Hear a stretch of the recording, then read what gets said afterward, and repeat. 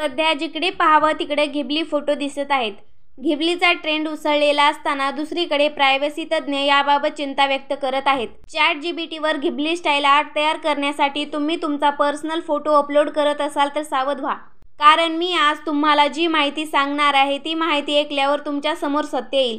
चला तर मग जाणून घेऊया। तुमच्या मित्रांनी फेसबुक, इंस्टाग्रामवर घिबली फोटो शेअर केला म्हणजे लगेच तुम्ही देखील घिबलीवर पर्सनल फोटो अपलोड करू नका, कारण यामुळे तुमच्या सुरक्षिततेला धोका पोहोचू शकतो।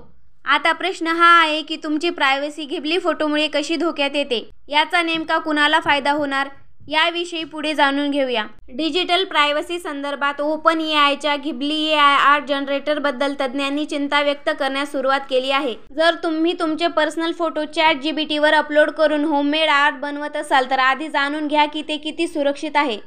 खरं तर जे लोक त्यांच्या सुरक्षिततेबद्दल प्रश्न उपस्थित करत आहेत त्यांचे म्हणणे आहे की AI प्रशिक्षणासाठी हजारो पर्सनल फोटोमध्ये प्रवेश करण्याचा हा डाव असू शकतो।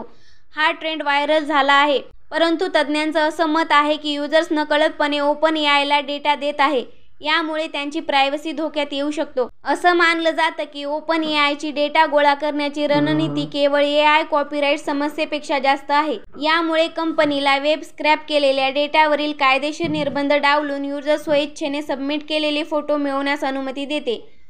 GDPR नियमानुसार OpenAIला इंटरनेटवरून फोटो स्क्रॅप करण्यासाठी कायदेशीर हित योग्य ठरवावे लागेल, ज्यासाठी अतिरिक्त सुरक्षा उपायांची आवश्यकता आहे।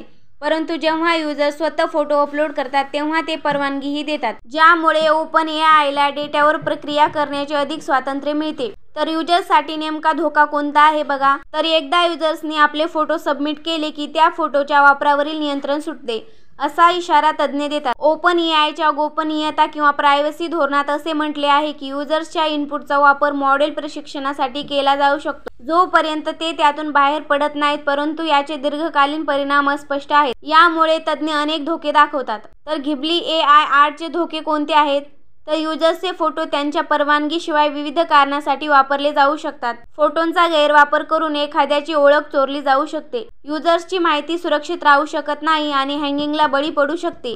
फोटोचा चुकीचा वापर केला जाऊ शकतो, जसे की फेक प्रोफाईल तयार करणे।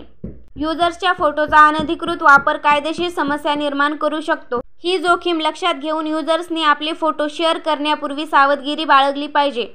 तर व्हिडिओ कसा वाटला कमेंटमध्ये नक्की सांगा। चॅनलवर जर का नवीन असाल तर चॅनलला लाईक करा, शेअर करा, सबस्क्राईब करा। धन्यवाद।